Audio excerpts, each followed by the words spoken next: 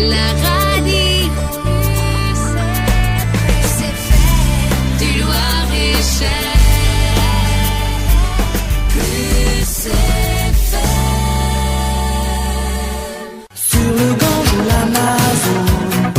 Voyage, Désirless, il en a fait du chemin ce tube-là, Céline. Eh oui, et c'est peu dire. Hein. Et c'est peu dire, et ça marche toujours en plus, et on programme bien sûr toujours notre ami Désirless, qu'on est forcément heureux d'avoir au téléphone avec nous ce soir. Bonsoir Désirless. Bonsoir. On est ravis de vous avoir avec nous en direct ce soir sur Plus FM. Merci tout d'abord d'avoir accepté notre invitation. Alors personne n'a oublié votre tube Voyage, c'est sorti en 1986, presque 30 ans après, on danse toujours dessus, et j'ai pu lire que ce titre à l'époque avait été écrit à l'origine pour Michel Delpech. Vous pouvez nous raconter l'histoire de Voyage. Je crois que c'était John qui était prévu pour Michel Delpech. Alors, erreur de ma part. Alors, racontez-nous un petit peu comment ça a débuté cette histoire, Voyage. Eh ben écoute, j'ai rencontré un producteur indépendant qui m'a signé, Jean-Michel Riva.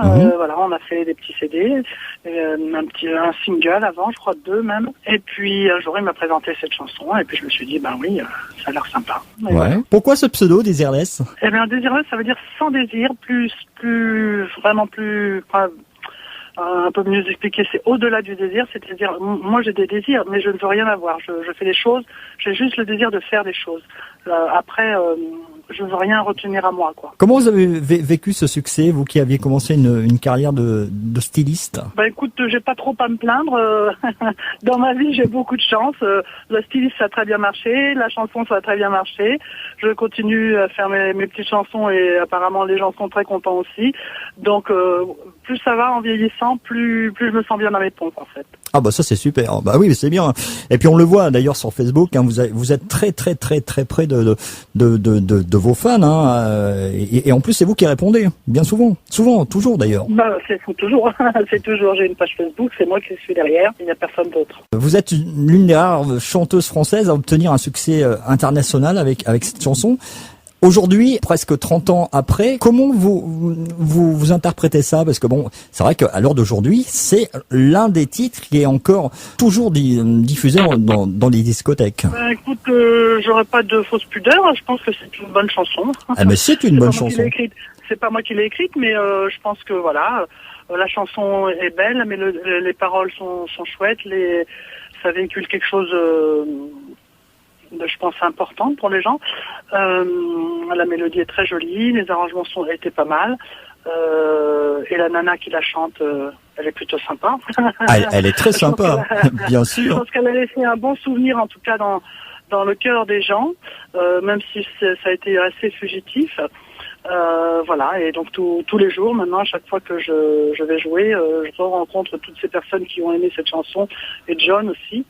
Et je leur propose mes nouvelles, voilà. En 90, à la naissance de votre fille, vous vous éloignez du showbiz, sans pour autant arrêter la musique. Oui, non, je suis partie de ma maison de disques qui était anciennement CBS, mais qui était devenue donc Sony, dirigée par un PDG qui sortait de l'ENA, donc pas du tout dans le même esprit qu'au départ.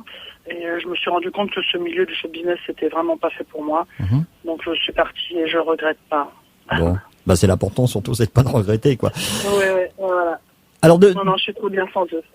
Depuis, vous êtes revenu à une approche plus personnelle de la musique. Vous avez collaboré avec de nombreuses personnes, hein, dans des styles différents. Enfin, mon approche de la musique, elle a toujours été personnelle. C'est-à-dire, je rencontre des gens avec qui j'ai envie de travailler. Et puis voilà, là, il s'est trouvé que c'est devenu un tube parce que c'était l'époque des radios libres, qu'il y avait beaucoup de gens qui faisaient encore ce qu'ils ont envie de faire, c'est-à-dire de diffuser de la musique qu'ils ont envie de diffuser, ce qui n'est plus le cas.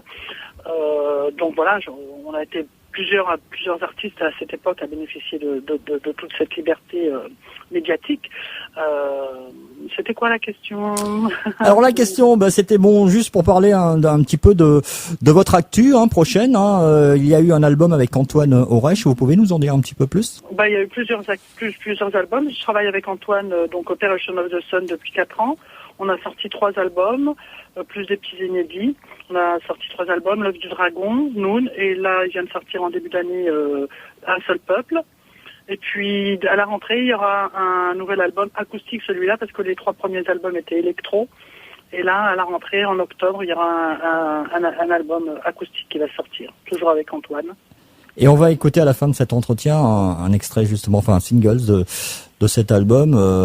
Et puis je voulais aussi rappeler quelques dates parce que vous avez une actu bien chargée en tout cas. Vous avez On est un petit peu partout en France et à l'étranger. Je vois ça, oui. Le mieux pour les gens, c'est d'aller sur mon site desireless.net. Il y a tout à écouter. Il y a les dates de concert, il y a les vidéos, il y a plein de choses, tous mes nouveaux albums. Évidemment, si les gens veulent commander l'album, c'est sur mon site aussi. Donc je répète, desireless.net. Et puis voilà, quoi. Qu'est-ce qu'on va écouter? Un seul pop, c'est ça? Eh bien, on va écouter un seul pop, oui, effectivement. Et puis, alors, que les gens ne soient pas surpris parce qu'au début, c'est pas moi qui chante. Ouais. C'est donc Operation of the Sun. D'accord. Donc, j'ai pas mué, hein. Voilà, mais on me retrouve à la fin, et puis sur les chœurs aussi.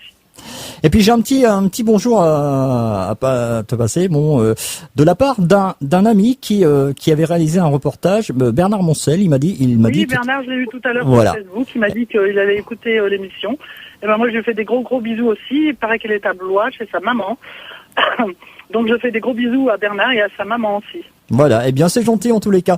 Merci Desireless, autrement dit Claude, bien sûr, de votre petit nom. Et puis on va écouter donc un seul peuple. En tous les cas, merci d'avoir accepté cette invitation sur l'antenne de Plus FM. Eh ben c'est moi. Je fais des gros bisous. On se revoit pas après un seul peuple ou Non, on va se dire au revoir. Et puis en tous les cas, merci. Après. Et puis bisous, gros bisous. Merci beaucoup. Okay. Au revoir. Bisous à tous les auditeurs. Ciao. La radio.